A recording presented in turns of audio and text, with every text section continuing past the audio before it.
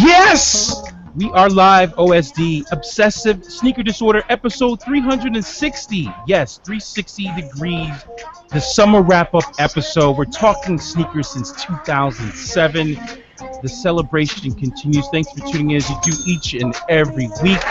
Woo! We got a great show in store for you. Thank you for tuning in. Man, it is warm. I'm keeping it real 100%. It is hot and humid here in the woo. But nonetheless, we got a great show. I'm sitting in the AC. Yes, I'm trying not to melt out there because you know what it is. Heat on your feet, love in your heart, and all that good stuff. The Sole Doctors and Disorderlies are with you each and every week. Let's get straight to it. Let's go straight to H-Town because I know it is hot. He's got a lot of stuff going on. It's the one and only Mr. Kodoma. What's up, dude? What's up, Ben? What's up, all the obsessive sneaker disorderlies around the world? Man, I haven't been on here in a minute, but you know what that means? I'm behind the scenes working.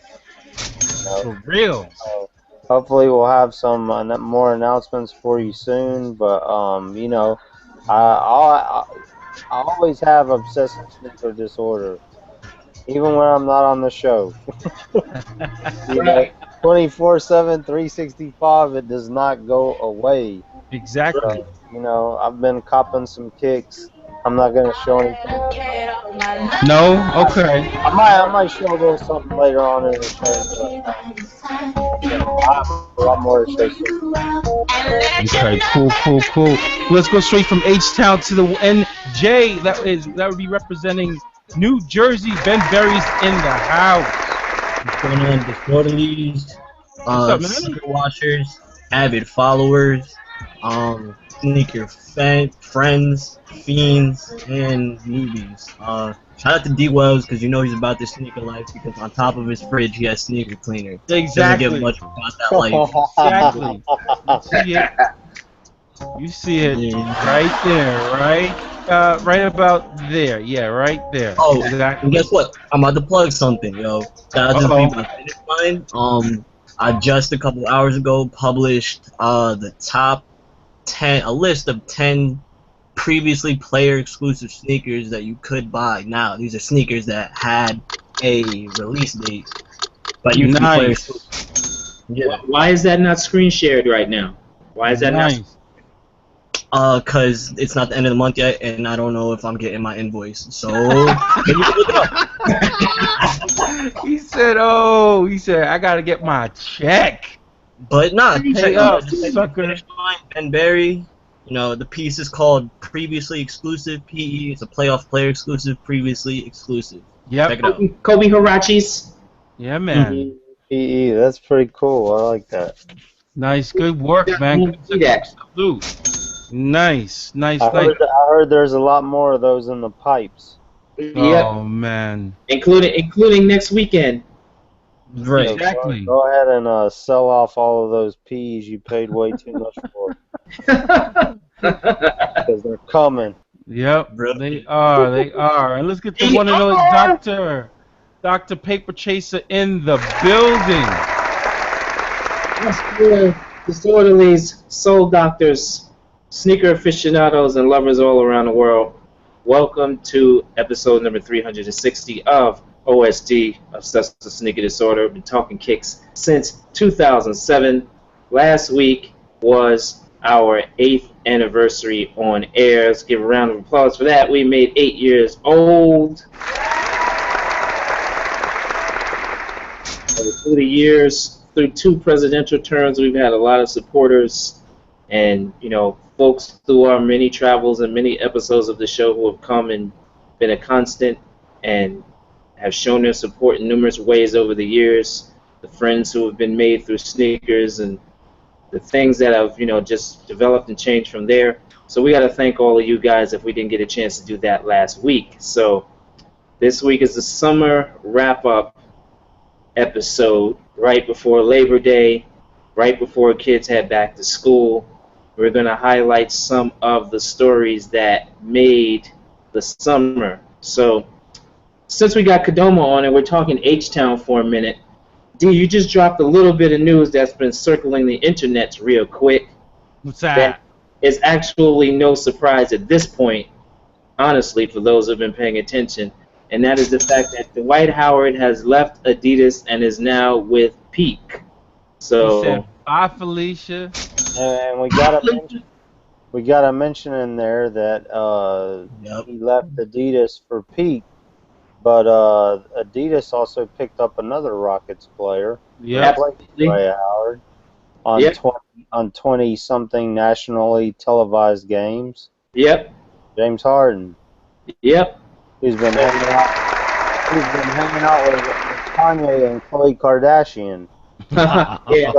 Yeah, he's been hanging out a bit. So, Adidas Hoops, if you're listening, I know you're the slowest sector over there at the Three Stripes. You may want to go hang out with Harden and his soon-to-be brother-in-law and put something together. I thought you were going to talk about the white getting caught in the airport with a pistol. Oh, shit. Man, he always does something in the off season. At least it's not teenage girls. Yeah, right. Or teenage boys. Yeah. Thank God it's neither. But yeah, so Dwight Howard has left Adidas with his deal was already towards its end, and his shoes have already been towards its end of the table in all the sneaker retailers. So they're sitting there for dirt cheap and have been for a while in a lot of retailers. So with his deal coming to an end, he is now signed to Peak, who actually had a roster spot open, I believe, because I think since Shane Battier has retired, they haven't done any more Shane Battier sneakers, which did quite well for them over in Asia. That Yao Ming money is long. But the interesting thing is, just to talk about it real quickly, we already know, because we pay attention to the stock markets, that China is hurting right now. Big time. What used to look like a cash cow and an automatic jumper, if you will, to use a basketball reference, will look like it was going to be all of those things, might not be that much of a sure thing anymore with him signing to a Chinese brand in the middle of what the economy is turning into over in China. So, I don't know. It's going to be interesting to see. It is going to be interesting for sure. The big thing is going to be whether or not, Dwight Howard, he's a personality. We know that. We saw what he did, what he's done in Houston. We saw what he did even for his short stint, with the Lakers. But is Peak going to be that company for him? Is he going to help them move sneakers and product? Is he going to be big in China? No pun intended. I don't know. I don't think of Dwight Howard as that kind of premier marketer person, like I don't know. Which I think someone else in the league right now who could go and sign with Peak and actually move the needle. Tony Parker. Well, Tony Parker for sure, but it's also Tony Parker because he is a French citizen. That does kind of get him a little bit further along than a Dwight Howard. But let's be honest, Dwight Howard put on a show with the dunk competition and NBA All-Star weekends, and he is beloved in Houston. People do love him. H-Town does, so even though it's I don't know, would you say it's a love-hate relationship, Kadoma, or is he still beloved? Definitely assumed the role of a villain, kind of took LeBron's place there from the decision. Ooh, wow. When he declined to sign with the Lakers, it hurt a lot of bandwagon basketball fans. Okay. I would say, or hardcore Laker fans too. But I would say that this signing is a good decision by Peak. Let me see what's going on here. I would say it's a good pickup by Peak, and what I mean by that Yao Ming money's long. I mean, you got to remember, Yao Ming was the first ever #1 international draft pick China is they got 2 billion people over there. The Rockets, just like they say, the Cowboys are America's team. The Rockets are China's team. And you look at how many people played with Yao Ming and went on to have incredible success in China. You got Steve Francis did the stint in China. You got Shane Battier, who played with Yao Ming, and had that successful career with Peak. You have Chandler Parsons, who got that shoe deal out of the Rockets. With Anta. Luis Scola had a shoe deal. Still with Anta. Yeah, now we're talking about Dwight Howard, who's Yao Ming's successor. That Yao Ming money's long. When they said he's the Michael Jordan of China, they weren't lying. So, the Rockets were also the first one to have Chinese New Year uniforms in the NBA. Yeah. I mean, look, and the Warriors. But look at how none of that would have happened without Yao Ming, I believe. Chandler Parsons wouldn't be on a Chinese shoe brand. Neither would have Luis Scola or probably Shane Battier, maybe even Dwight Howard. Well, do we remember who the first, because we covered this years ago on OSD, do we remember who the first NBA basketball player was to sign with a Chinese brand? Not Yi. Starberry? Nope. No, I'm thinking, why am I thinking, He's still on the bench now, but just not as a player anymore for a certain team that was in the finals this year. So it's got to be with the Warriors. It's Mark Jackson? Nope. No. What's his name? Oh, my goodness. It's Cleveland. Damon Jones. Really? Damon Jones was the first NBA player to sign with the Chinese brand. $1 million deal while he was still playing with Cleveland. Wow. Man, we need to come out with a book of useless sneaker knowledge. That's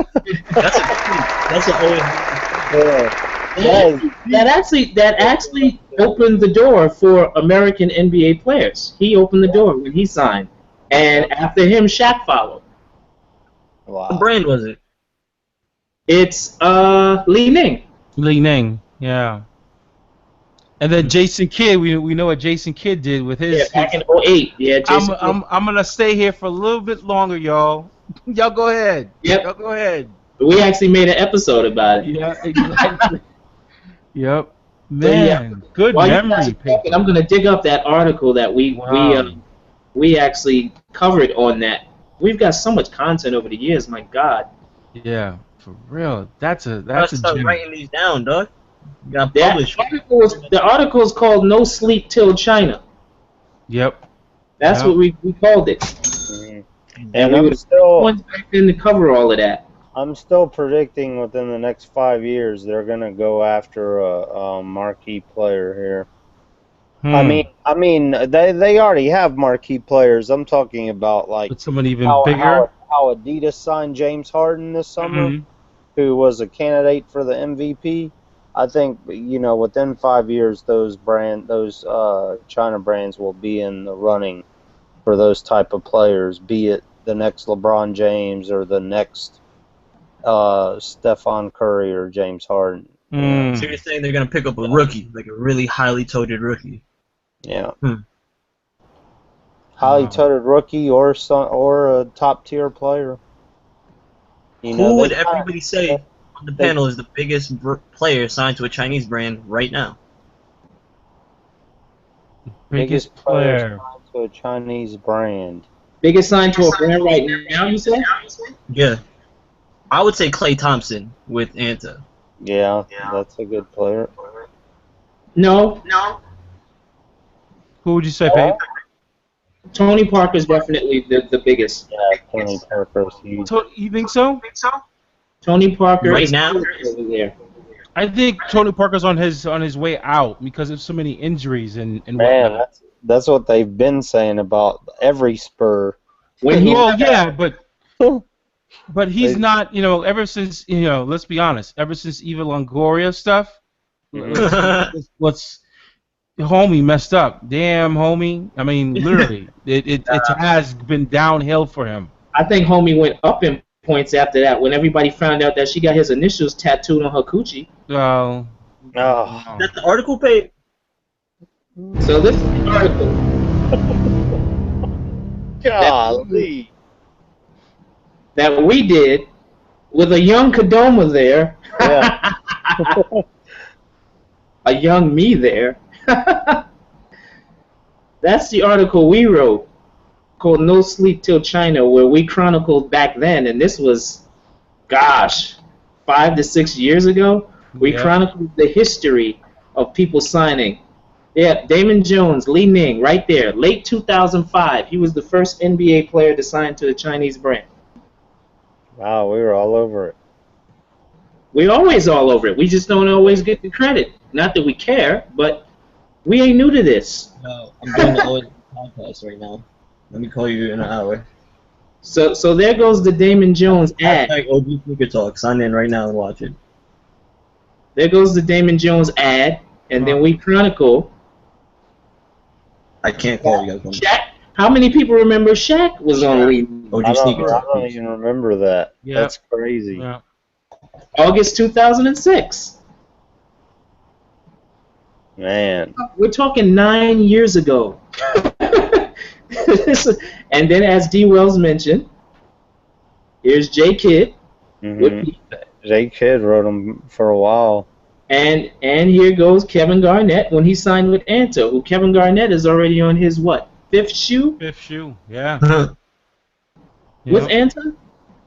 After 3 with Adidas? And God knows all the other brands before that. So we did this a long time ago. We were all over this a long time ago. Y'all was all over the podcast a long time ago. That's so true. So that's the history. Damon Jones, 2005, which was 10 years ago now. He signed with Li Ning, and he opened the floodgates because after him, all those players followed. A few years ago, I don't know if everyone remembers because he hasn't played a game in America since, but Steve Nash had left Nike and signed to that company called, I can't even say the name, but it's like Liu, like love you, but we're saying it really quickly, Liu. And he signed with them. And he probably hasn't played a game since signing that deal, I don't think. Sorry, Steve. But who else are we forgetting? Chandler Parsons just signed a deal and got hurt. Word. Yeah, we know about Chandler Parsons. We know about Klay Thompson. We know about all those folks in between. But Kevin Love is still signed to 361. So he's had a lot of success with 361. I mean, well, he doesn't really play with them that much. He still plays in Nikes half the time and 361 half the time. Yeah, his deal is one of the greatest structured deals I think I've ever seen in life. His deal Team allows USA stuff. His deal allows for him to wear both. Yeah, which is amazing to see. Right. It really is. Like that, like you said, Ben. That is an amazingly structured deal. He had some good representation. Yeah. Right. So, good luck to you, Dwight Howard. Hopefully your shoes with Peak look better than your shoes with Adidas, because to be honest, the only shoe that I liked of his with Adidas was the Adi Power Howard 2. All the other shoes were awful. The 2 is the only one I like. The 3. That's the 2 is the only one I liked that I still own. Was the 2 the All-Star Weekend in Orlando? With the all orange? He had a shoe for every year he was an All-Star, but the 2 is the one where they used the shattered backboard inspiration and they put the shattered glass. You're absolutely right then. The all orange one that they did for All-Star was amazing. So he had a good one with that one with me, but nah, I'm good with what he's doing. I'm good. Hopefully Peak and hopefully there's some talented people who are designing shoes over there for them now, because actually Shane Battier's shoes with Peak, they weren't available in the States But those were some pretty good shoes, Shane Battier shoes. Yeah, I never could understand why they were never available in the U.S. market, because to me, they would have sold. But some people say no, they wouldn't have, but I think they would have sold, particularly based upon price point would have been really key. If they had priced it just, in that $80 to $100 range, they'd have moved some units. Well, Peak has a store in L.A. It's just that it's like if your only distribution point in America is in L.A., what are you really trying to do? Like, what's your mission here? And they always do buy one, get one free on Black Friday and Cyber Monday. At least put one in New York where there's hardwood and people walking around everywhere in the summer. So, good luck, Dwight Howard. That's all I got. Did y'all know that the Dwight Howard 6 is still coming out for Adidas? It's still and out, it's only going to be available for kids? What's that? Wow. The D Howard 6 will only come out for kids. And it's still with Adidas. And it looks a lot like the Crazy Light 2. Or the Crazy Quick 2, I'm sorry. The shoes have never really... These aren't bad. That's it? Yeah. D Howard 6. That looks like stuff they were doing 5 years ago. Right. It is. Very Crazy Quick 2-esque. The whole 3 stripes in the midsole thing, they were doing that in 2011. That's the goodbye. That's the parting shoe. That's the goodbye shoe. Everybody gets a goodbye shoe. This is his goodbye shoe. That's tough. Totally tough. All right, so let's get into the money. Let's talk about the money, because that's also one of our summer highlights for this year. The money. Wrong screen. Let's fix that up. Let's talk about the money. All right. So, it's been pretty bloody the last few weeks, and as we just alluded to, because of what's happening in the overseas markets, in particular in Asia, everybody's been taking a pretty severe beating. But as of today, where we go live, where we report on these particular stocks for the day, everyone, with the exception of one stock, is green today. And the one that is in the red is only in the red by a penny. Wow. So, Nike finishes at $110.65, up $2.02 a share on the day. Skechers finishes at $139.29, up $2.77. VF Corporation, parent company for Vans, North Face, Timberland, many other brands, finishes at $71.57, up 82 cents per share. Under Armour, still hovering around that $100 per share mark, finished at $95.51, up $2.35 per share on the day. And Deckers, parent company for Uggs, finishes at $63.44, up $1.28. And Foot Locker Incorporated, rounding out the stocks on the New York Stock Exchange, finished at $71.44, up $1.04 per share. So, on the OTC market, Adidas AG finishes at $37.23, up 42 cents per share in a day. Puma AG on the ETR market finishes at $178.95 in euros, up $4.40. eBay on the NASDAQ finishes at $26.87, up 39 cents per share. And once again, also on the NASDAQ, the only stock that was down today by a penny is Finish Line. Finished at $25.99, down 1 cent per share on the day. So basically everything was pretty positive, as we showed last week in the middle of the bloodbath. The footwear stocks are still holding relatively strong in their respective industries. So once again, if you want to learn how to invest, info at OSDLIVE, and we'll be happy to get back to you and tell you exactly what you need to do and a rough estimate of how much money you'll need to get in the game. So I definitely invested in a pair of JD Sport Air Max 95s after reading your post, though. thank you.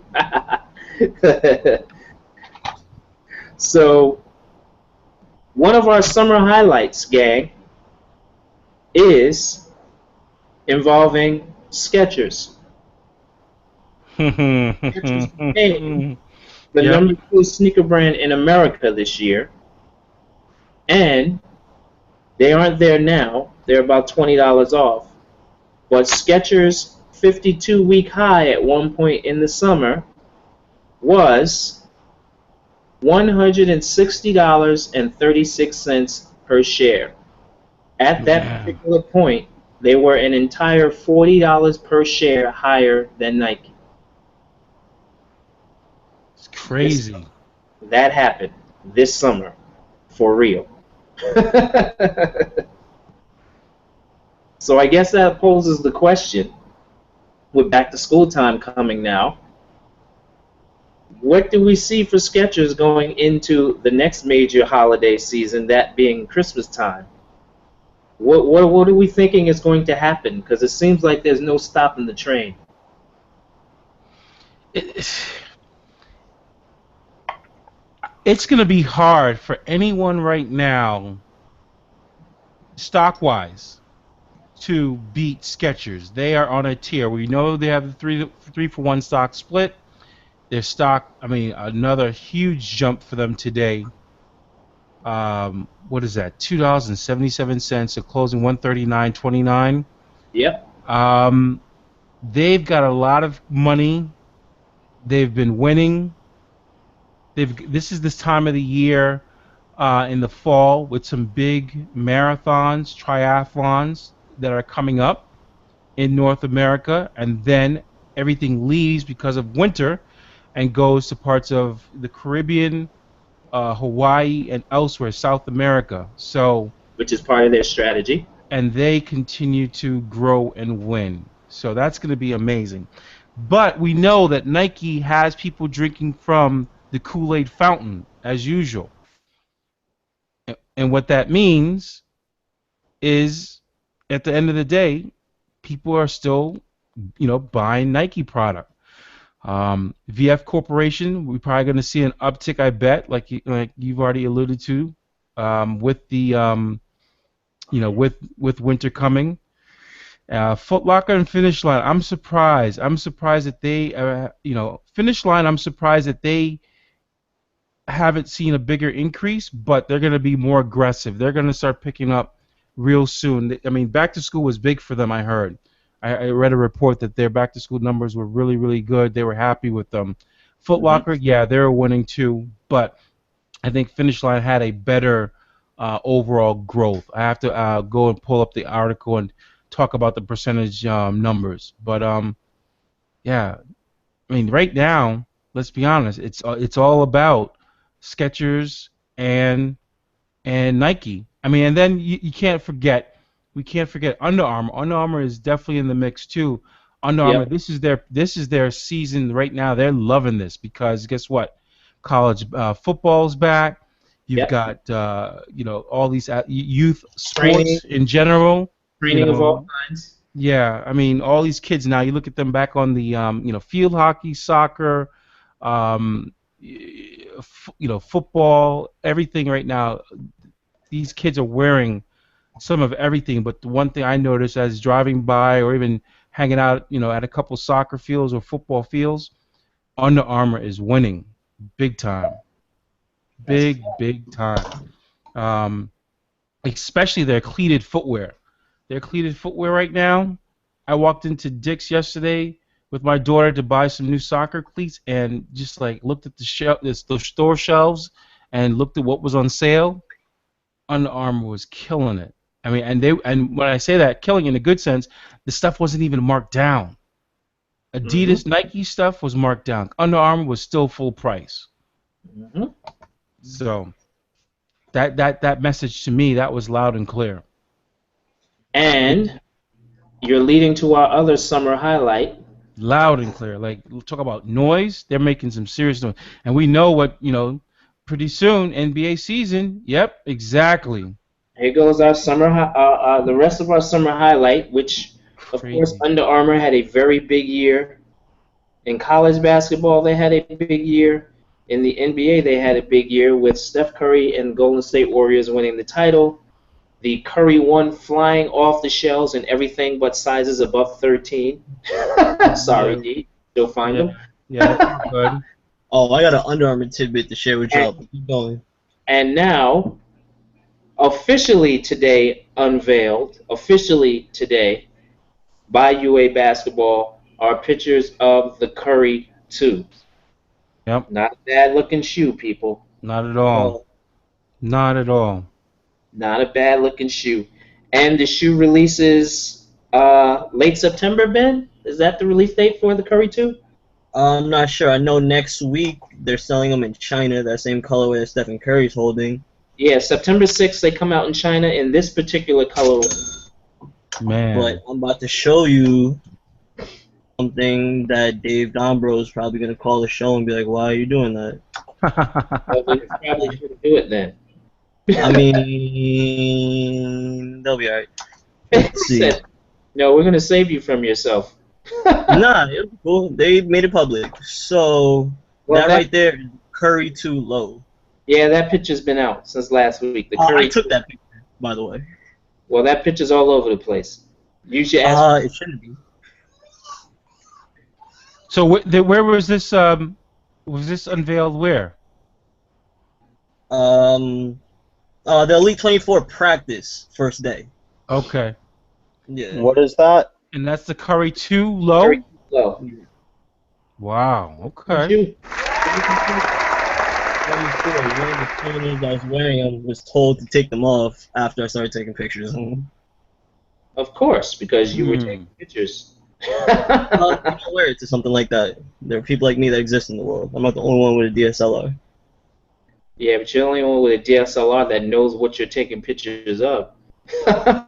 In that gym you were. So I mean, we're looking forward to what is happening for season 2 of Steph Curry with Under Armour. A lot of people are making it clear that they're simply not happy with Nike and their process with doing shoes with them anymore. Right.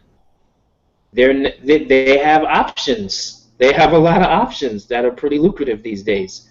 And that's exactly what's happening, is the fact that because things have been so strong overseas, and basketball in David Stern's grand plan is to become a global game, these are the inroads that are being made to basketball being that global game, or in the NBA being a global stage, as David Stern wanted, and Adam Silver is continuing the trend.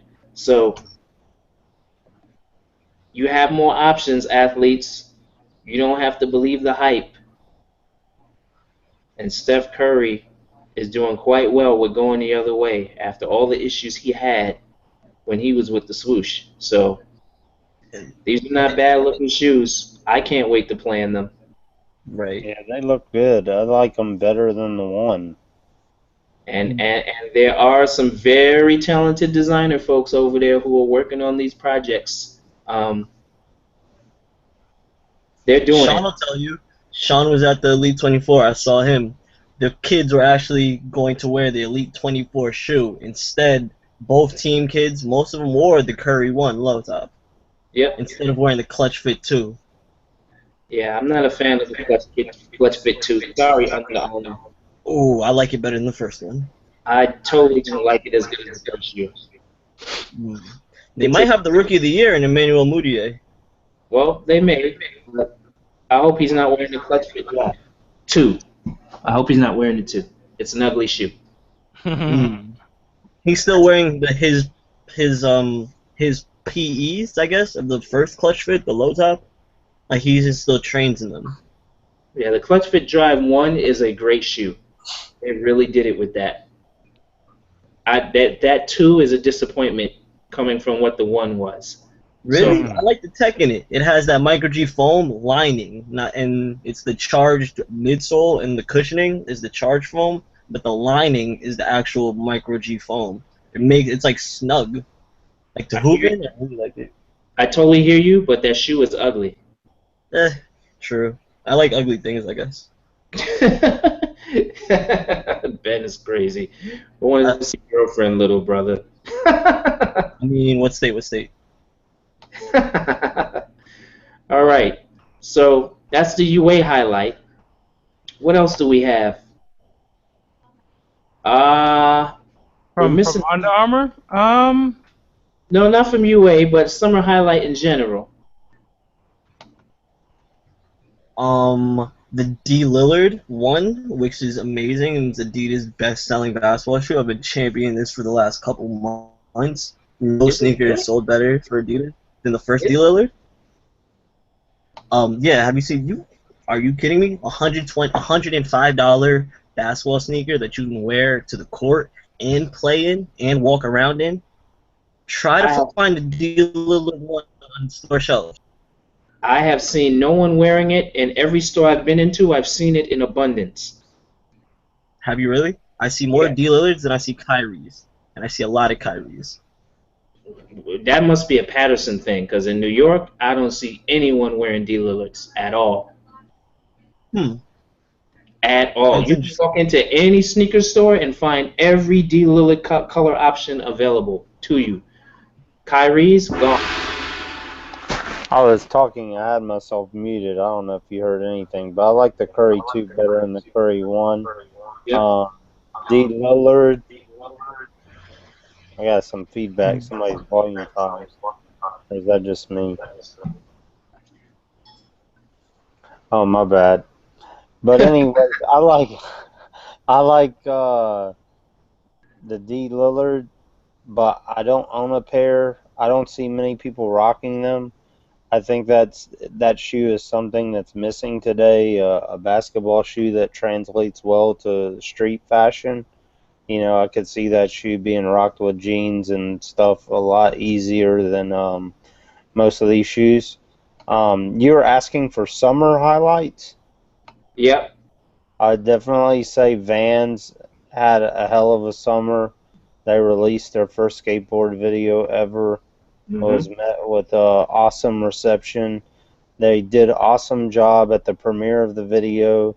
They're touring around with skaters from the video, visiting skate shops, doing demos. Let me see what else. You know, Warped Tour. Warped Tour is always huge. They've had dope events like the Van Doren Invitational and Vans Pool Party and Van Surf Open. Man, they're just killing it right now. Yeah, Vans doing a good job. Yeah, so I would definitely say that was a highlight of the summer to see them come out in full force like that. Now, this is the first time. Don't forget the Disney collab. That was huge too. Yeah, probably last year was the first signs that I saw people going the other way and doing, you know, the classic lows. And this year, I still see lows, but now I'm seeing people confidently, and this is New York, New Jersey, Connecticut area, doing skate highs like those shits are Jordans. Yeah. Well, it's a classic shoe, man. West Coast chill shoe. So Vans have definitely stepped up in that regard. Yeah. And it's crazy, you know, you see them in Mexico and in Europe. It's wild that it just started out of a family shop making custom sneakers. 1966. Kept on growing, man. The first place allowed you to do it. That's actually one of my latest pickups. I don't know if you guys saw it, but I copped the Paps Blue Ribbon Vans. You guys see those? Yep. But it was a unique release because the shoes were free. But in order to get them, you had to spend $150 on the Pabst Blue Ribbon web store. Oh. So I went on the web store and I ordered a dartboard and I got a free pair of Vans, which I think is pretty cool. Shout out to Sam Colt, because Sam Colt loves his Vans. Yes, he does. He's the one that actually hit me to that release yesterday. Colt is the Vans connoisseur. Don't talk to anyone else before going to Sam. Don't pass go. Collect $200. Talk to Sam Colt first when it comes to these Vans. Yeah. Let me My think of favorite what sneaker else. party this year was a Vans party. The Vans DQM when they did the Blue Note release. Oh, really? Tell us about that. That was one of my favorite pairs of shoes this summer. It's the only pair of Vans I bought in years, yo. That was probably the greatest. Is Propeller the video? Yeah, Propeller is the video. So I didn't know any of the skaters, but they were there. It was a random thing at DQM. You actually had to do it. People that like weren't on the thing had to do a trick to get in to the to the DQM store, which was in Soho, which is hilarious. It was a good time. So it was a good environment. So what did they do to put an event together for Blue Note Records? I'm just curious. They had so they had all record, like all the music was actual records. Like if you wanted to, you could actually take the needle off the big one player and pick a Blue Note, like something on the big Blue Note catalog. For those who don't know, Blue Note Records is like the big jazz thing. And you could pick a record, you could put it on. The food was great and unlimited. It was like steak tacos, like you know what I mean. They had it was just good times we had, and it was good to see people of all different types, like the skater people, the back end like people, the influencer people, and the model chicks, and the people who just really like skate culture, and some people were there just to watch Propeller early type of thing. Yeah, that's very cool. It was random. I don't think they even told people about it. I just happened to wander in. Yeah. I also got to mention, the James Harden signing by Adidas. That was a huge summer moment, I think. $1 million. Yeah, and Nike didn't flinch. So it's kind of weird. This is 2 off seasons in a row that Nike's been challenged. Under Armour still has all that cash piled up. True. So we'll see what happens with that. I'm sure it's not going to sit there. We'll see what happens. Could a summer highlight be all the Nikes that went on sale? All the top tier Nikes being on sale dramatically? All the LeBrons that went on sale. Right, exactly. The LeBrons, the Elite Collection, the sale prices are incredible. If you waited to the end of the season to get sneakers and you really wanted them, you were able to get them for $80. That's how it used to be though. Like the Jordans would always go on sale. Like if you could afford it, you would grab it when it released. But if you were patient, you could find them on sale. True. Yep, I got my first pair of LeBrons in years this summer. I bought a pair of LeBron Elite 12s for like $140. God damn. That's like $120, $30, $5 off. Yep. Shout out to Century 21. Anyway, so another big highlight from this summer is the fact that Phil Knight stepped down as chairman from Nike, y'all. Yeah. That was big. That was huge. That was definitely a big moment. That was huge. That Big was. moment. That was. Which is the equivalent of Steve Jobs leaving Apple. Yep. For sure. For sure. Phil Knight said bye. Left the door open for Mark Parker to continue his upswing, his ascent to the bigger chair than even before. And then the other big highlight from the summer to the end of summer is you have Baby Premium stepping up as the man of the house over his dad, Premium Pete, because October he's in What up, sir? How you feel about being demoted, yo? Man, I guess for the kids, we got to do what we got to do.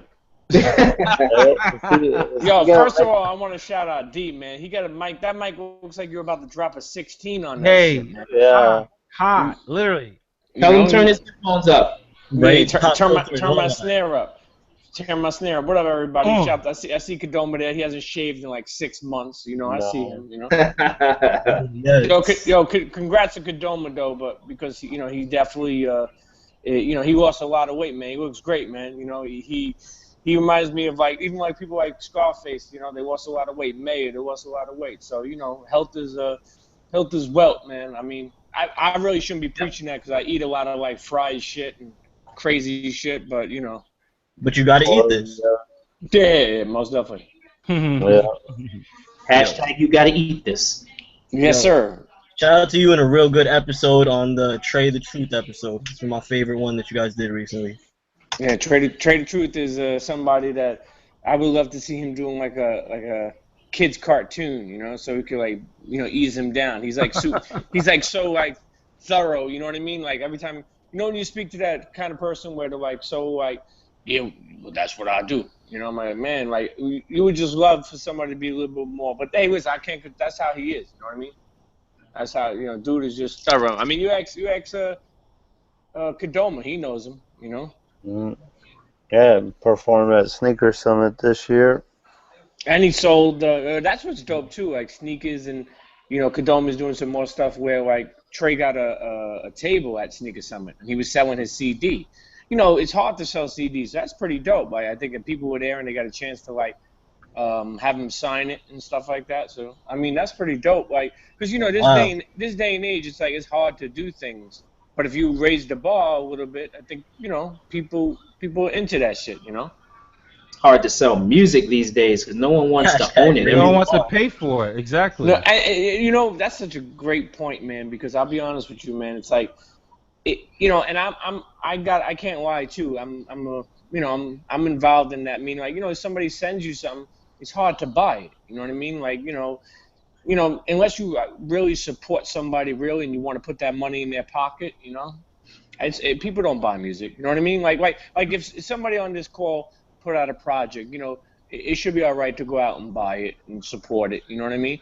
But if like, you got it for free, you know what I mean? It's like, you're like, when it drops, I'm not gonna buy it. Like I gotta get gas in my car. I gotta put money on Easy Pass. I gotta buy a bottle of wine. You know what I mean? Like Yes. So shout out to everybody using Easy Pass. Real talk. I forgot to show that I'm being a relative fat ass over here too. Premium. What do you got there? What do you got there? Who's that? Dough? A half a dozen coconut, pineapple, rosemary donuts from Donut. Oh my god. Premium Pete comes on the show, everybody starts showing their food. So yeah, but we're talking about the summer of sneakers, Pete. What's your highlight for the summer for sneakers, Pete? Shit. Raekwon, the Adores? No, I like that. I like what they did. I like the Adoro. I mean, I'm a fucking guinea. Of course I like the Adoros, but I like the quality on them. I mean, not much really popped out to me, I mean, I like, I do like the trainers that came out, the fragments. I do like those. All 8 of them? Well, not all 8 of them, but I do like them. I guess I'm being a hype beast, but I do like them. But I'll be honest with you, man. I've been wearing a lot of Jordan Futures, man. Like I had a lot in the stash, like the camo, the black and white one. And a couple other ones, like a blue one, but I'll be honest with you, I like them. But then I'm starting to realize that the Jordan Futures are so much what everything is today. Like, not the same, but like the Yeezy Boost or the Sock Dart or the like the Adidas did the, just the Boost. Like it's like the Boost is incredibly comfortable. I shout out to Kadoma for putting me onto those. Those are like walking on marshmallows. But maybe I'm getting old, but I just love comfortable sneakers now, man. So I mean, I feel like I could always be fresh. It's all about that. It's definitely about comfort. Definitely, especially if you're ripping and running. I mean, look at my paper. I know, like, does easily probably like 12,000 plus steps a day. He said 12,000 steps. Easily. Yo, easily. So, that's what it is. I want to mention Concepts was killing the releases all summer. You know, they had the Future pop-up shop. They had the Trap House. They had the fireworks stand. Trap House. That Uh, was a Oh, good one. Trap House ain't a highlight, brother.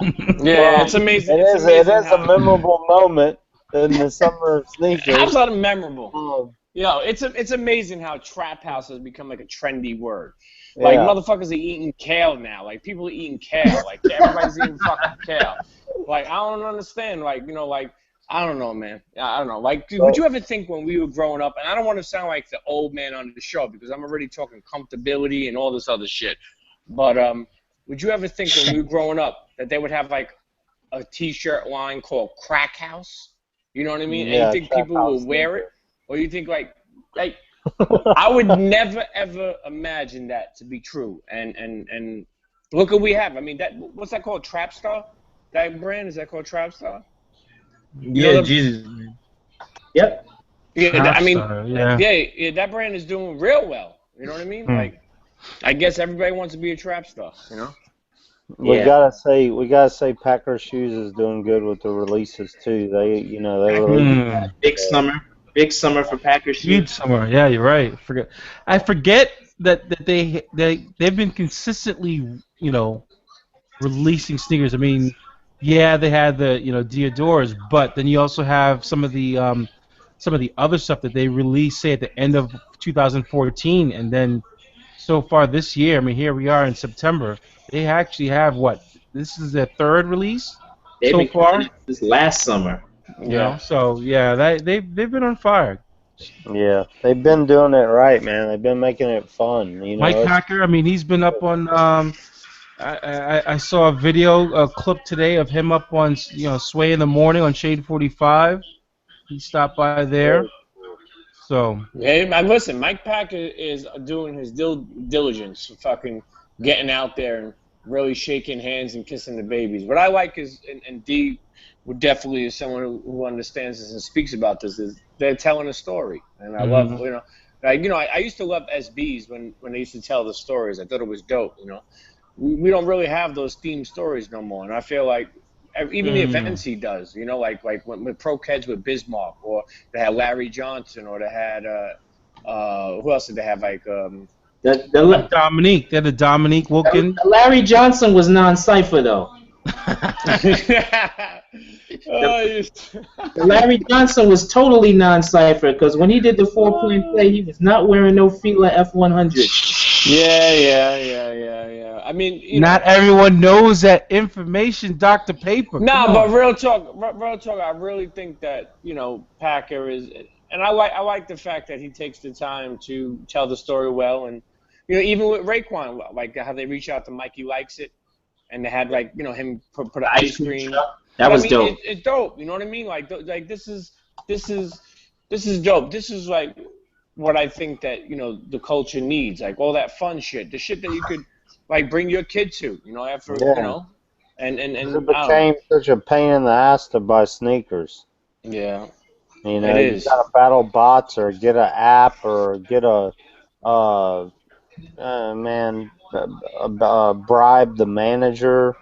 He said bribe to win the raffle. Like what does it become?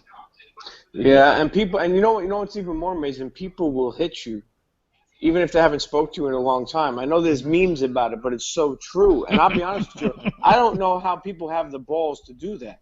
Like, I got hit up multiple times last week, and actually I got phone calls, and I was busy, so I texted them like, "What's up?" And they're like, not even like, "Yo, long time no speak," or "How's everything?" or "Congratulations on the baby," or "Fuck your mother." Nothing, not one thing. Just like, "Yo, can you get me Yeezys?"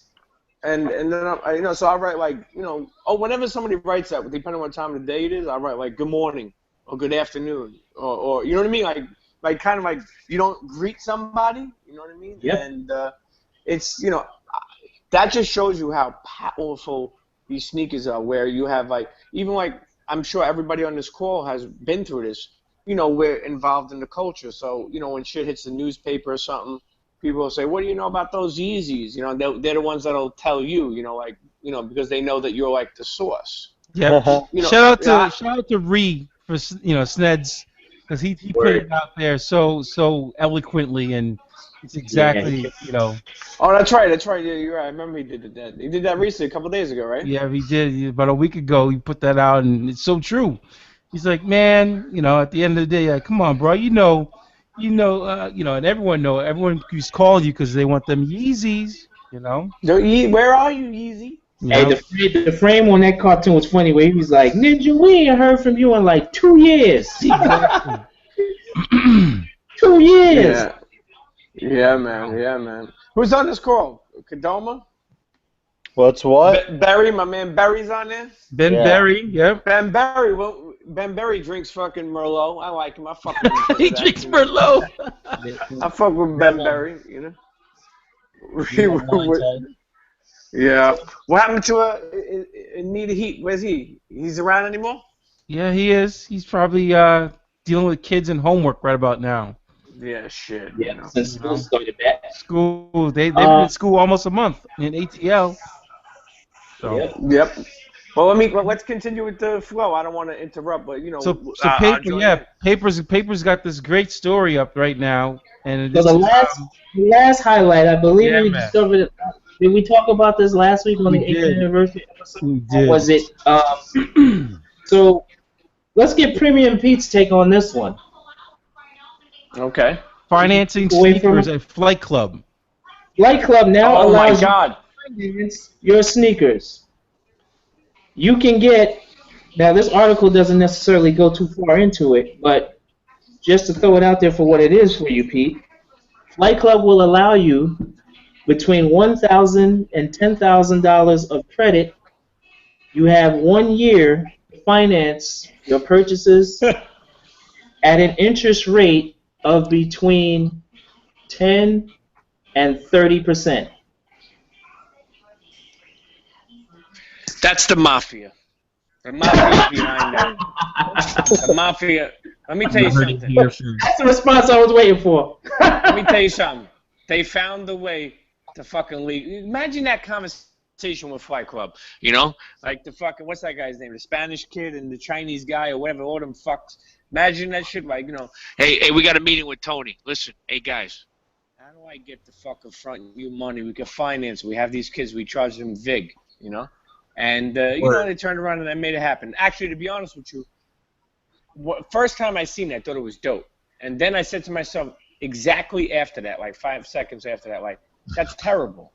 Because, first of all, and I don't mean dope is the money, the interest rate. I'm talking about, like, I thought it was a dope idea, but then I think it's, like, posing. It's like, and I understand people can make it to a car, but I don't think we need sneakers like that.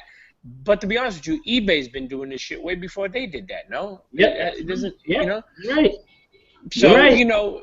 So it's not really something new to me, but at the end of the day, I just feel like, okay, and this is my own opinion, but I feel like if I'm going to finance the Yeezys that are $4,000 and I got to pay like $330 a month, I guess that's my opinion. But at the end of the day, I feel like there's so much more that these kids could be doing. You know what I'm saying? Like I don't know. I just feel like there should be other things to do. This could put young kids in debt early, man. If they have the credit for it.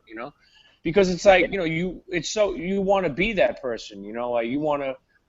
Unfortunately, the younger generation is so fixated on what their shoes look like, and and I'm not telling them to but I'm talking about at a high level. Like people ain't happy with just wearing Laney 5s anymore. Like I mean I am. But, like they feel they have to impress. So, it's almost like gambling, That's why they stopped the credit cards with gambling, It put people in holes, man, Just wait until there's sneaker collection services. That's going to be the realest thing ever.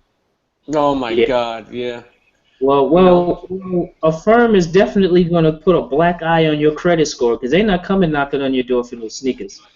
But, it says purchasers have the option of splitting up their payments into 3, 6, or 12 monthly payments with an APR which is on a sliding scale between 10 and 30%. Oh my God! So that's where it's going. This is another example of exploitation. It's just setting people up for failure, in my opinion. I don't think it's that. I think it's the fact that now sneakers annually across the world, or athletic footwear, the more specific term, generates $55 billion a year. So, how do you have a lot of stores that this is what they do for a particular day in and day out operation, and they don't offer any financing? And it's a smart thing on Flight Club's part because now, like we spoke about, you get rid of that inventory issue you have where now you can't keep shoes in Flight Club for any longer than a month anymore. And you can't have 30 or 40 pairs of shoes in Flight Club anymore. And for people who want these shoes so bad, like how Pete said, it's on an elevated level where they have to have these shoes. We're going to make it easier to move our own inventory. I'd rather have the problem of dealing with what goes on behind the scenes with the firm and collecting payments and all that stuff, as opposed to wondering when this guy is going to come and get these 40 pairs of sneakers that didn't sell. That's what's going to happen. That's what's been happening. I've seen people over the years have to come with a van and get all this shit out of Flight Club that hasn't moved. All the garbage. Oh man. It's true, man. It's true. I have seen it. I have seen people, vans, they had to call them, come and get your shit. It's not moving. I just think it's so amazing that Flight Club gets to dictate how, why, and when they do things with your shoes. You know, it's even so dope. I seen when they recently, a couple months ago, when they put up that board where, like, we're not taking Legend Blues, we're not taking this, we're not taking that. Like that's fucking, like, that's boss. Like, that may be, like if you have a couple of those shoes and you're mad, I can understand. But that's fucking boss. To be like, look, ladies and gentlemen, starting today, we're not fucking wearing pants anymore. We're wearing shorts. Okay? So anybody comes in with pants, get the fuck out. Okay? And everybody's like, okay.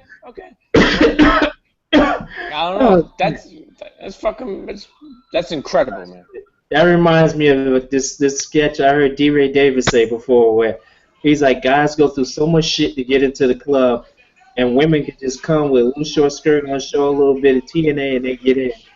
And he said, I came to Tom, and he told him, yo, look, dude, we ain't doing eyebrows today. Go home and cut your eyebrows off and come back.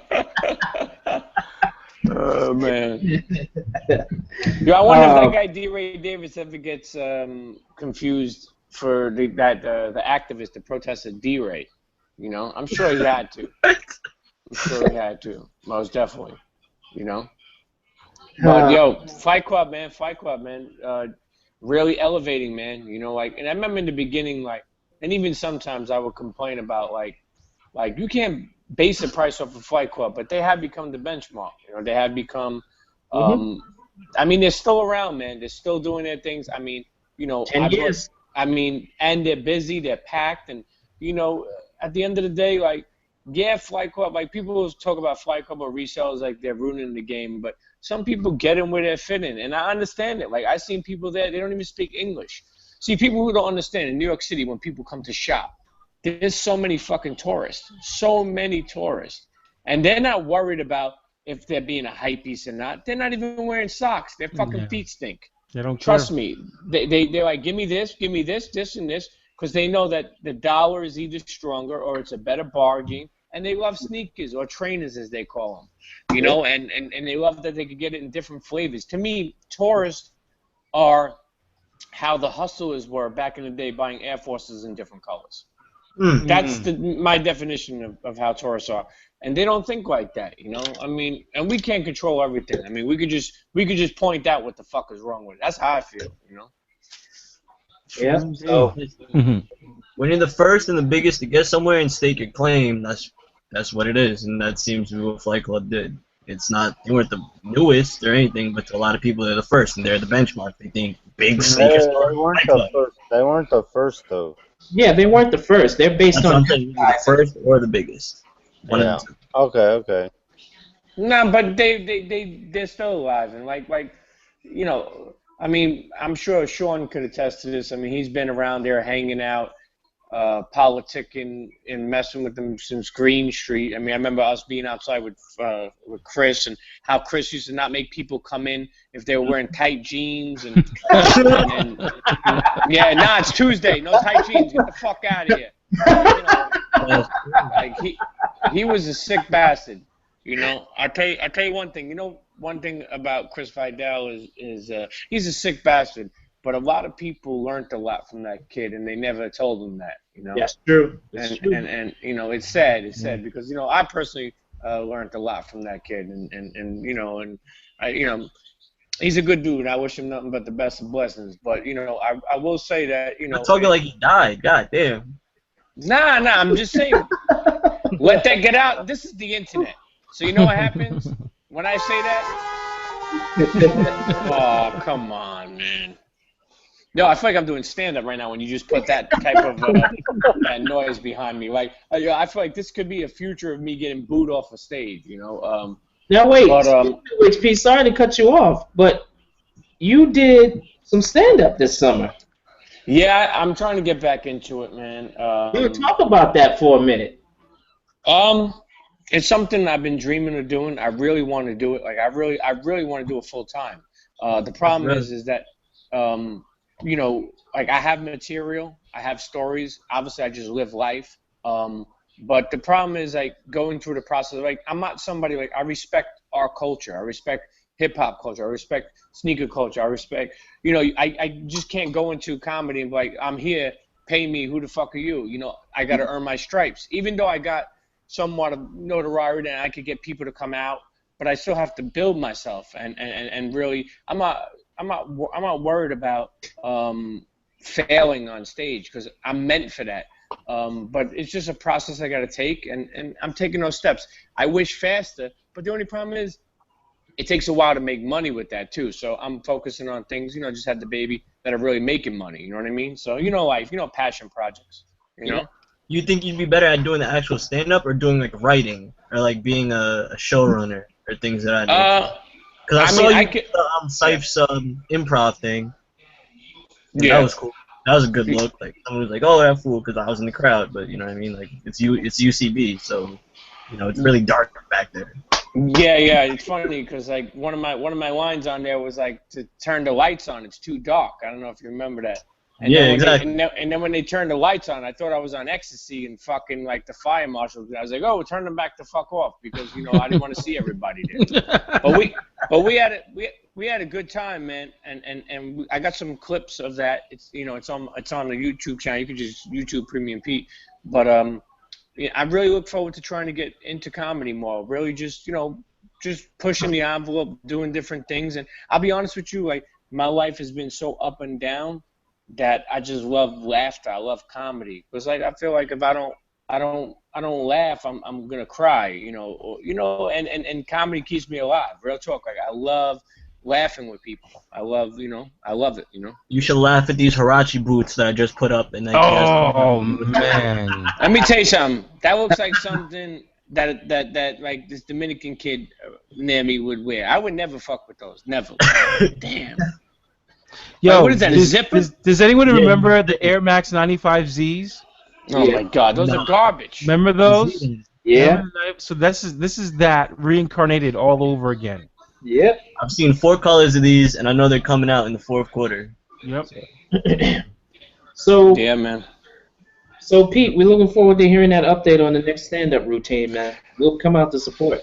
Yeah, I appreciate it. Yeah, I'm going to try to figure it out. What I'm learning, too, is that, and this is something definitely for OSD to learn and understand because they are purveyors of it and people who push it. But, you know, you don't always have to, like, respect to everybody, but you don't always have to do it the way people do it. You know, you could create your own thing. So what I'm learning is instead of going through all this, like I met with so many comedians. Like comedians have approached me. I've worked with different comedians so far. They giving me advice and helping me out. But I don't have to do what's that called, the open mic. I don't have to. Like I didn't realize that. I didn't think like I don't have to do open mic. I can just get with a comedian and do a show. I got people that will come out and support me, and then build from there. Do video, have people take video of it so it could live afterwards, and continue to build and build and build on that. So, And what I will say is this: I got a real dope lane as like, you know, sometimes I don't ever like to be put in a box, and I can't be. But I definitely, you know, I have like, for an Italian dude that has so many, I'm such a crossover. Like, I'm deep in the hip hop community. Like, there's not a comedian out there like me. Like, I'm not saying there's amazing comedians out there, but not someone who has like stories that, like, I have a story where Bun came over to my house. It's on YouTube, and he ate at my mother's house. They had no idea who he was, and my uncle thought he owned a bread company called Buns, you know, like, so the point I'm trying to make is like, you know, we could go to Houston and do a comedy show and bring Bun out. Like, you know, people can't really, you know, they don't have, I could do something with so many people, and you know. You should comedy battle Eric Schultz. Andrew Schultz, you mean, right? Andrew, man, come on now. Okay. You should comedy battle Fat Jew, because you know where all his jokes are going. Oh man. Yeah, probably from other people, you know, you know. He's gonna hold his phone up and read his Twitter feed to battle you. Yo, that's funny. Hold on. Let me go. Isn't that funny that people have to apologize after they do something that is probably not right? It's almost like racist shit. Like, oh, we're so sorry that we used those words. Were you? I mean, I feel like apology is the new, like, you know, Band-Aid. You know what I mean? Like you know what the fuck you said. You know what the fuck you're doing. You know, like, and then apologize today. Especially these big. From that said something about Idris Elba. He's like, oh no, my bad. Yeah, the guy who wrote the yeah. What's the point? You didn't mean to apologize. You knew what you said. You only apologized because it was said to you. Because people could reach you and be like, no, re-say this. What's wrong with you? Yeah. That wasn't there. You wouldn't do that. You know that. Yeah. Yeah. That's the internet, man. Social media, man. Yep. Social media. It's fucking powerful, man. It's more powerful than ever. I mean, ever. I mean, you think about it. If we didn't have social media the way we have it now, life would. I mean, I like to say life would be better, but it would be. You would never be able to prove things against cops. You would never be able to show things that happen to people. I mean, it really is amazing, man. It really is amazing. You know, even like right now, like, you know, like I didn't even know how to do this shit. You know, I had to, you know, I asked D and he sent me an invite in the Google Hangout. I didn't, like, you know, boom, right on my phone. Next thing you know, we out here. Next thing you know, you're live on YouTube on OSDLIVE. Cheer. So we're looking forward to that. We should probably talk about that comedy situation too, with different lanes. But yeah, most definitely. We'll talk. While we have you here too, D Wells, we got to talk about this tweet up. Oh man, we gotta definitely talk about the tweet up happening on. Wow, can you believe it? It's gonna happen, y'all. It's gonna happen. It's gonna happen. Saturday, September 26, 2015. The Meet and Eat SneakerTube OSD Live. You gotta eat this. Tweet up, meet up at the Brooklyn Museum. Cheer. That sounded like a whole plate. You know, that just didn't, like, that sounded like a cheeseburger, some beans, some rice, some salad. Yeah. Like, that sounded like everything. That didn't just sound like you just get a little kimchi hot dog. And No, you're getting the whole. You know, we provided the whole kit and caboodle, literally. So yeah, we're gonna details will be coming soon, and all that good stuff about, you know, this event happening on the 26th of September for sure at the Brooklyn Museum, because we're going to tour the exhibit, see it, talk about it, you know, give you some insights, talk about the people who are involved with it, sneaker stories, and all that good stuff. So definitely looking forward to it. Definitely looking forward to it. So people got to stay tuned. And right on cue, Dr. Ridiculous is in the building. What's going on? We don't coast. We see you. We don't coast. We don't coast. Nah, we don't. No, you're a doctor now. What the fuck? You got a doctor? We don't do that. We don't do that. He's a doctor. He's Dr. Ridiculous. What the hell? I go handle a couple of things for a little bit. I come back. This kid's a fucking doctor. That's what happened. Doctor, see? And more recently, holy shit. More recently, featured in the World Games over in Paris. Yeah.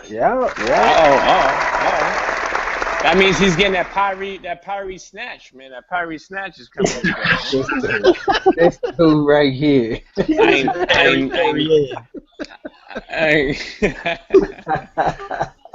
listen, What's man, up, you got to y'all? reap the benefits while you're alive, man. Real talk. You got to reap the benefits while you're alive. No You doubt. know? I agree. I agree wholeheartedly on that.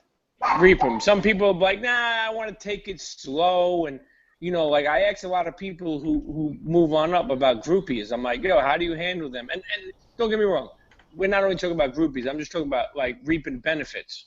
But I'm like, how do you handle that shit? And they're like, oh, well, you know, I take it in slow and stride. I'm a wait. And, man, motherfucker, tomorrow's not promised. This why I miss having Pete on the show, y'all. Because he hit that tangent, he gone.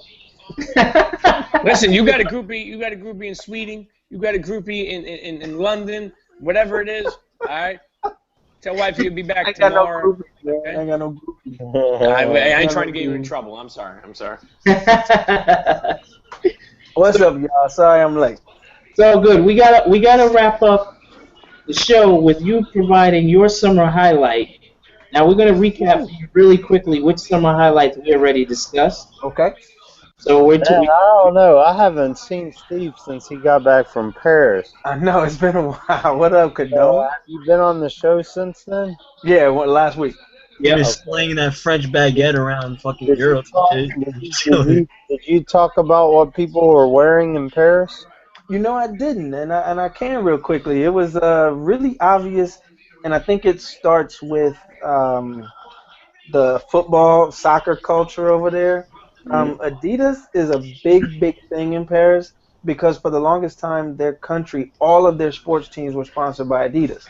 And so, historically speaking, a lot of sneakers by Adidas were made in France, including the Exactly. And so you see a lot of people walking around the streets, even if they're wearing Nike shoes, they were still in Adidas tracksuits. It was the weirdest thing. Yeah. But, and many of their sports teams are sponsored by Adidas still. So where I was at most of the time in Lyon, Olympique Lyonnais is an Adidas club, and so they've got a heavy presence there. On foot, ZX Flux of every kind you could possibly imagine all day long. That neon color. How about, did you get into any sneaker stores over there? Oh, absolutely. I was able to visit Shoes Gallery. I was able to visit, what was the other one that was just around the corner from Shoes Gallery? Let me look that up real quick because there were a couple that were really good. I don't know that they do. Yeah, Opium and Colette. They do have, Colette. I obviously went to Colette. D and I actually talked that night, the night I went to Colette, and we shared a couple thoughts on that. So let me ask this: did you see anything in those stores that you were surprised to see, or something notable that we don't have here in the States? Not that we don't have in terms of models, but they definitely do have materials and colorways that we will never see. Yep. Like they actually go on sale faster than they can actually get to eBay or make it to somebody's website. Like they get a whole host of colors that, and I think it's because of marketing. They know that we wouldn't even buy them. We wouldn't even touch them. So there's a whole section of marketing that happens over there. Reebok has a different presence there. While everybody was big on the ventilator here, there they were big on the GL series. So they had great colors and great materials on the GL, which were closer to the ones I like because after the GL came the ERS system. And so I was hoping to hunt and find some of the ERS over there. What'd you say? GL6Ks?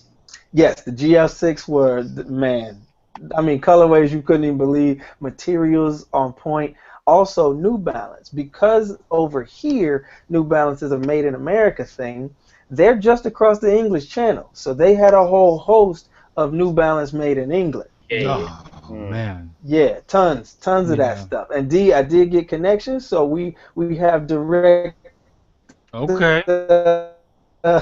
You get your hands on some of that. All right. Yeah, I haven't been over there in quite a few years. I want to say close to man, I want to say close to 10 years, but I'm not exactly sure. But when I was over there, one of the things that struck me the most was the Diodoras they had over there that you're seeing everywhere now. But they had them over there, and those colors and materials, and also Le Coq Sportif.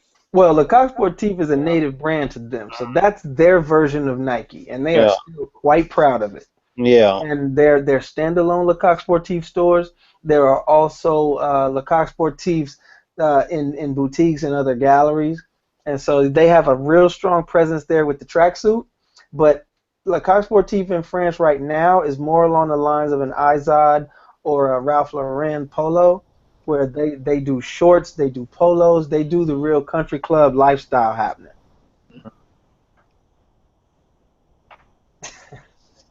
Not really. Yeah. That's a myth. The banana hammock. That's the grips. The funny thing is that's the first thing somebody told me is like, get ready for how they dress. It's different. And man, when I stepped off the plane, they had me looking stupid because I'm like, these cats look just like back home. No they berets? Just have different logos. Nah, no berets and no Marcel Marceau stripes. Pete's been watching Bad Grandpa one too many times. Exactly. I didn't watch that. Yeah, but another shop that I frequented was called Issue.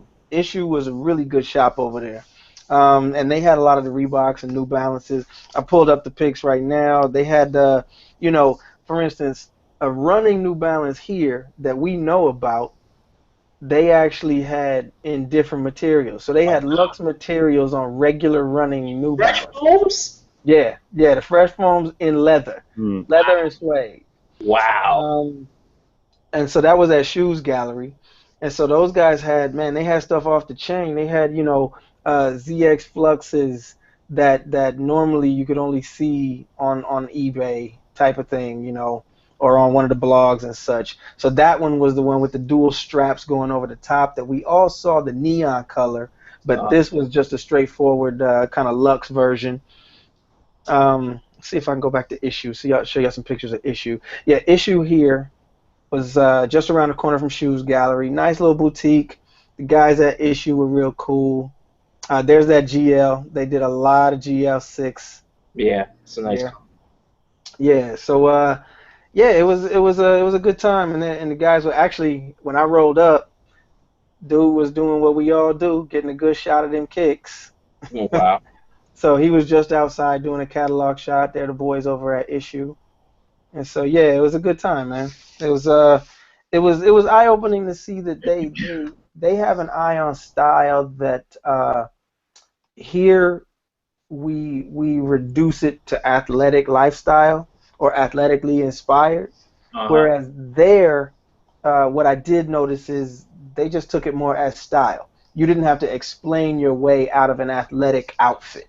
They just took it as style, and then you add luxe materials and the way you present it and put it together, and it was just your style. Yeah. Over here, there's a little bit more judgment from people. There is actually, including us. Yeah, we're very judgmental. Yeah, it's about flavor of the week. Oh, here you go. Here's another look at those fresh foam paper. Wow.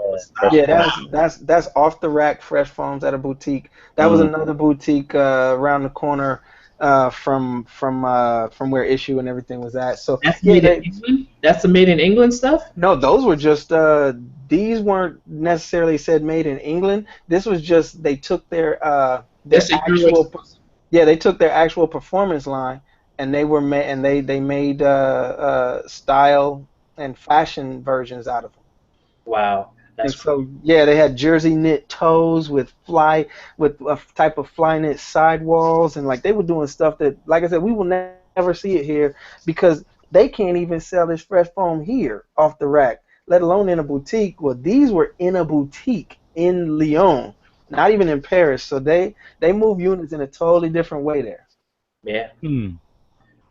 So summer highlight. What is your summer? What is your summer highlight, considering most of your summer was spent over in France?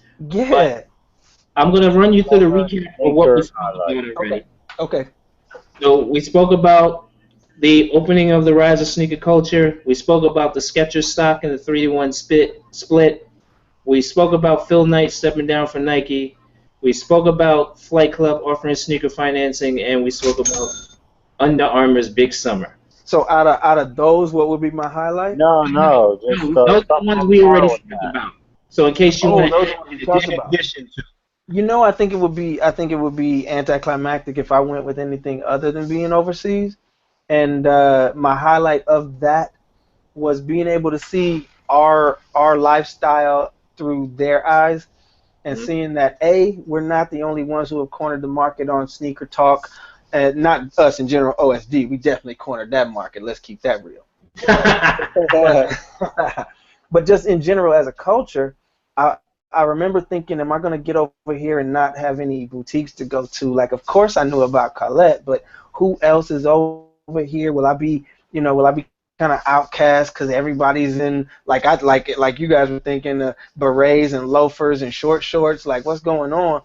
And then I get over there and I find out that their sneaker culture is probably even more vibrant than ours because of the wider acceptance, because of the wider scope of style that they have. Like, for instance, if I can find a picture, man, I hope I can find it. There was a heavy Muslim population in France right now, and they're having a lot of issues with how to handle immigrants coming into the country in an open border. Well, I'm standing on the corner, I'm chilling. You know, Muslim guy is in his traditional wears, top to bottom. But then on his feet, underneath his gown, he had a pair of ZX Flux. I'm like, a little bit of old, a little bit of new. You know, he was keeping it very non-traditional. Because he just dropped off his Yeezy Boost to get clean by. There you go. That's what it was. But see, check this out. Okay, so there was another spot that I would go to. That was their highlight room. In the front room, you had the ZX Flux and all that. They put their performance gear in a special room in the back.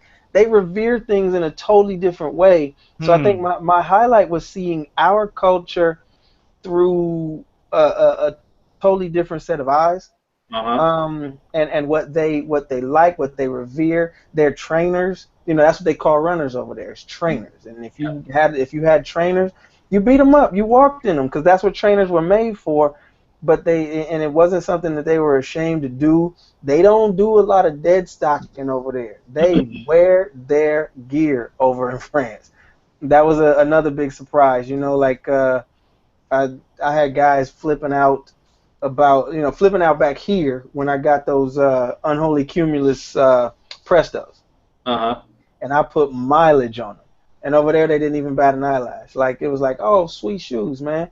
And somebody walking the other way would have another pair of quick strikes because they wear their stuff because it's part of the culture. Nice. Now here's one question for you that you can confirm, I guess just based on your experience at all the shops you went in. I heard they're not too big over there on cleaning their shoes. I heard they just, like you said, run them down. They do. And on to the next. Did you see the boutiques selling sneaker cleaner there? No, there was again, that whole culture of you gotta go into the precious purchase, you know. Like at Collette had it, but let's be real, and I mean, no disrespect, but I told D this as soon as I walked out of Collette, I happened to have Wi-Fi, and I texted him. I said, you know what? This is just an American shop in Paris. There's nothing special about Collette. I'm sorry. It's a high-priced sneaker boutique like we're used to. Nobody talked to me. Everybody was nose in the air, like too cool for school. And so they sell Billionaire Boys Club, yo. And so, but when you went to the other shops, yeah, it was like they rocked their kicks. They beat them up and they went and got a new pair. So the precious shoes wasn't a part of their culture over there. They loved them. They wanted them. They wanted to get them. But like, you would see people old school putting their kicks on as soon as they bought them and walking out the store. And I'm like, ladies, guys, they beat them up right away. Yeah, now that's an important piece that you just exposed to everyone from over here. That's why I asked you about that, because in other countries besides in France, I've heard that whole sneaker cleaner thing. They're like, why would anyone buy that? Seriously, like, and that's not to say they don't take care of them, but it's just not a part of their culture to go above and beyond with some specialty cleaner. You get a rag, you get some soap, you wipe them down. If you like them, if they're your utility shoes, you just beat them to crap. Yeah, that's that. Yeah, they don't do pressure. They hashtag wear every pair. Wear every pair, exactly. Bruh, wear them bare is what they do. Wear every tread down. Yeah, like they literally wore everything. And I mean, you'll see people getting it in. Like, for instance, us, ZX Flux is a fashion take on a former shoe. Yeah. To them, ZX Flux is still a viable shoe. There's some people who were jogging in them. And truthfully, I can't be mad at them. It's still a functional, viable shoe using a lot of technology that Adidas still has in their shoes today with the torsion. The cushioning system is obviously better, although it looks like, compression molded EVA. They've brought some of that new tech with them. The shoes are softer, the insoles are better. So, I mean, you see people getting it in those shoes, for real. I don't know. I'd be scared to run in some ZX Flux. I put some heavy walking on mine, but that's about all I could do is just walk. That's wild. But yeah, man, they do that. They do that. Speaking of the track, don't forget to mention Usain Bolt. Which highlight from Usain Bolt are we talking about? The fact that he, by 1/10 of a second, retained the 100 record, or the fact that he got tackled by a Segway? He came back and did work in that 200, but that Segway, whoo, that dude and his whole family are thankful he's okay, because that would have been a suit that would have kept him poor forever. You killed Usain Bolt with a Segway. Yo, that dude, that Chinese. First of all, who puts him on that Segway with that big ass camera? Bruh, and riding rails. Like, did you not think you would hit that? Yo, like, could you imagine? Hey D, we're hiring you to cover track and field at the World Game, and we need you to catch every moment. Of said athlete, and you got to do it on this. Yeah, exactly. Hell no. This call it golf cart now, B. or a bike, motorcycle with a rider and a cameraman or woman. Yeah, it's kind of like that. Like segways on the track are a bad idea. Bad idea. That was bound to happen. Hey, you there? Yeah. I got a question for you, since we're talking segways. How do you feel about all these folks all over the place riding on these stupid-ass little boards now? Oh, my God. Speak on it. The hoverboards? Yes. How do you feel about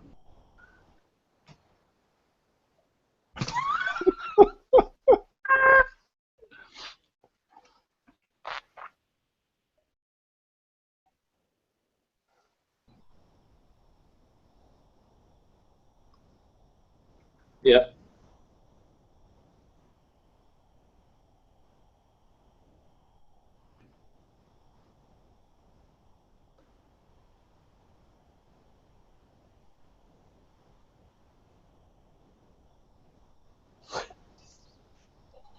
He was gliding.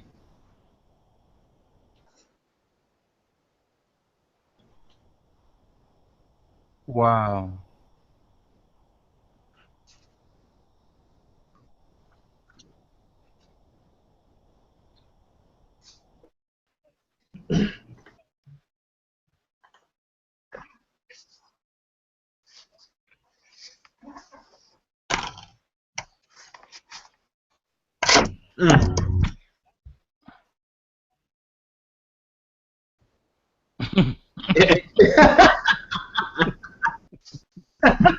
Look at watch. Exactly.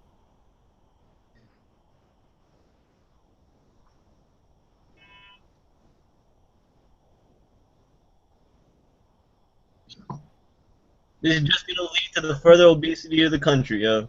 You're looking at.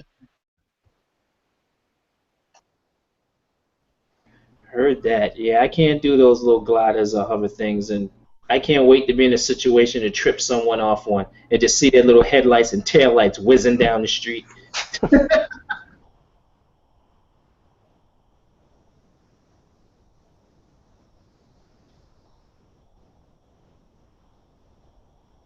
Oh.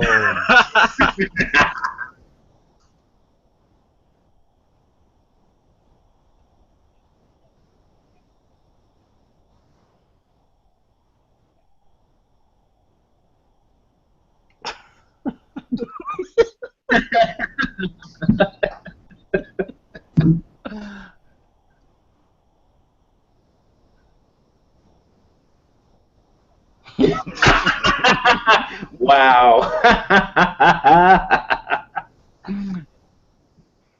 Oh, Did you just give shots? You just gave a shout out to Bill Cosby. Wow. Bill Cosby. That's my rap name. Oh, y'all done fucked up. Dropping a mixtape tomorrow.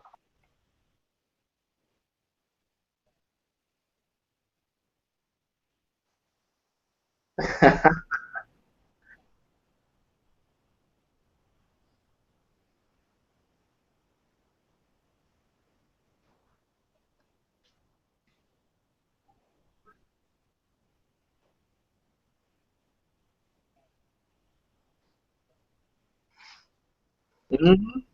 Yes, he did. Yes, Pull your pants up and all that. yes, he did.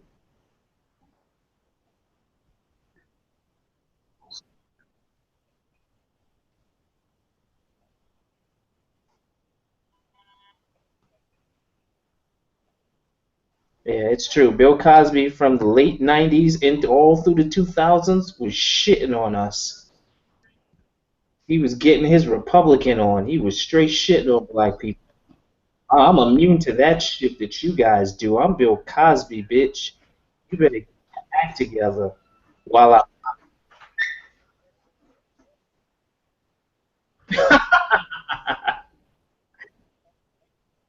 Yeah, and Chameleon still wearing Jordans. Right. He said earwalk.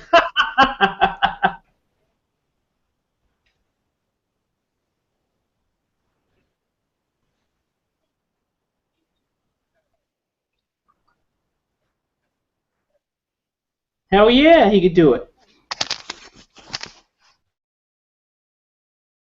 I'm moving to Canada.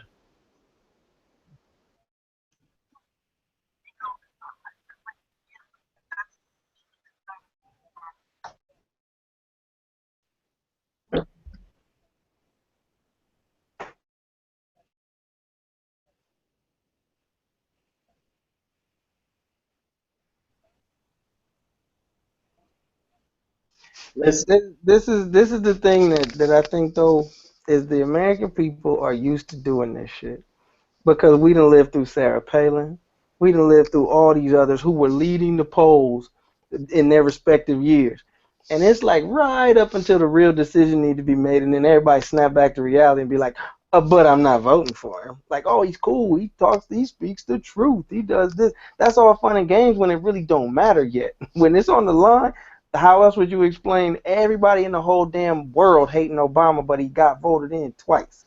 listen. Like, If he's a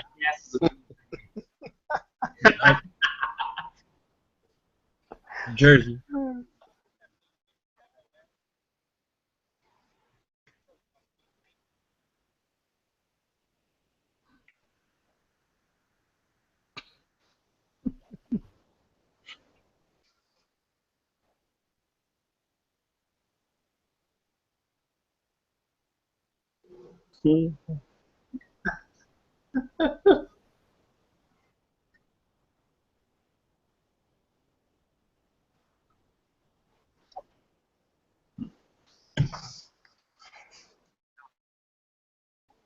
Hey, you know what I want to see? I want to see when he's 4 years into his presidency and everybody hates him, how he's still carrying on like that.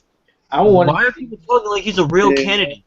Don't even, please. That's exactly what I'm saying. Don't wish that. He's a cartoon candidate right now. Look, It's like, that's you know I what it said. reminds me of? It reminds me of Brewster's Millions. Yeah, it's like Remember that. that movie? Man, like I said, everybody was afraid of Sarah Palin that she was gonna get voted in. Let me tell you something. She was never gonna get voted in. She was,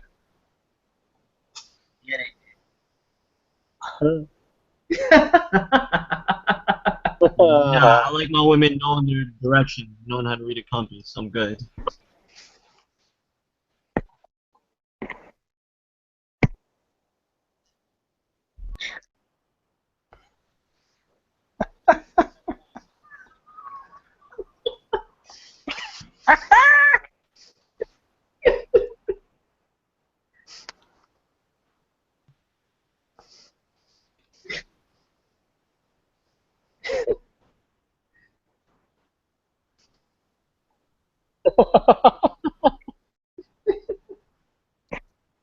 God.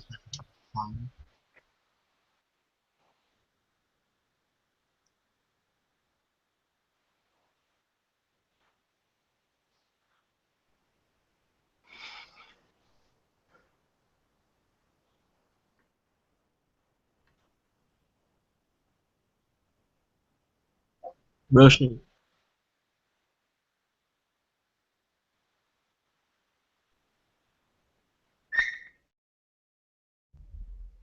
With a magnet on the back of their car. Two things we already know would be in place if Trump won. Well, one thing already. He already got his theme song courtesy of Raekwon and the Cocoa Brothers.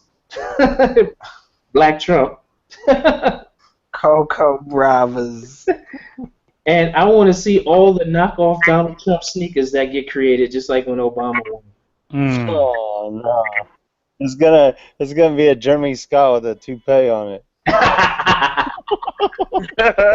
Oh man. So it's 11:56 Eastern Standard Time. Video Freak is late for class. He got to give us an extra credit assignment to make us think greatness.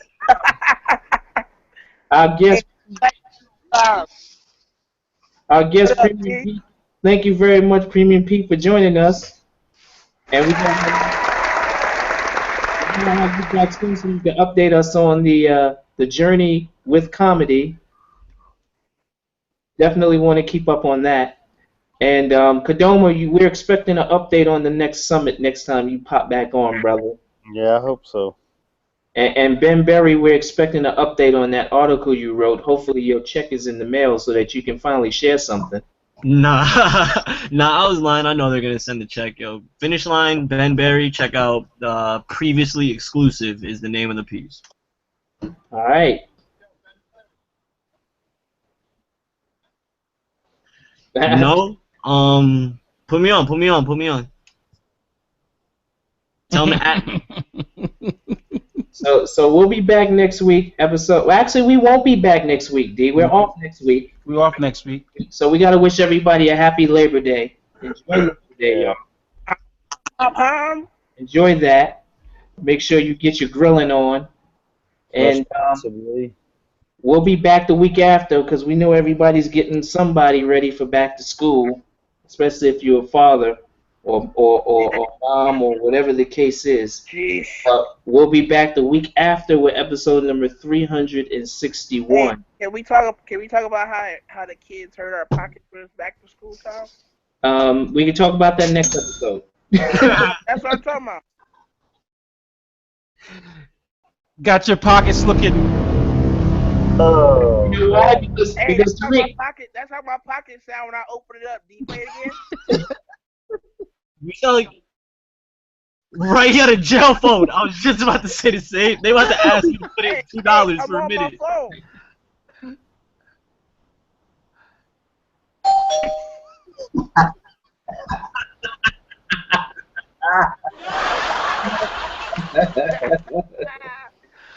Oh man. We have a collect call, bro. Exactly. Oh, we don't coast. We don't. Who did the voice? Who did the proper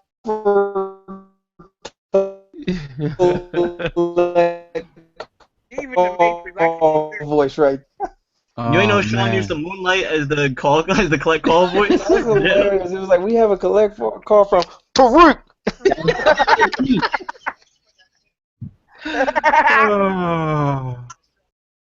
Oh man.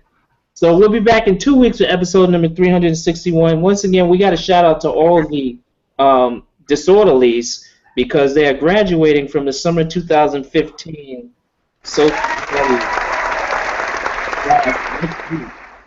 We had an all-time high this summer in registrants for social studies. We had 30 students this summer from 3 other countries besides the U.S. So congratulations to your future footwear professionals and long-time, now permanent disorderlies. Congratulations to y'all. So, isn't 30 a new record? Yep. Absolutely. Great numbers this summer. 30 from across the world. So, D. Wells. Yes, sir. It is time. And you sweeping around people's. Oh man, it is a great show. Great show. Thank you all for tuning in. Everyone walking and talking with us. Shout out to Dr. Tariq, Dr. Premium Pete, Dr. We Don't Coast. Get it right. Dr. H-Town Sneaker Summit Kadoma, Dr. Ben Berry in the house. So make sure you come back with us. Not next week. Have a good Labor Day. Enjoy yourself. Be safe. Don't whine too much if you're in Brooklyn for this Caribbean festival. But whatever you do, do it to your best. And always keep your laces tight tightly, your tongue loose, walk good, and tell the people that you love them. Rest in peace, Thunder, Daryl Dawkins.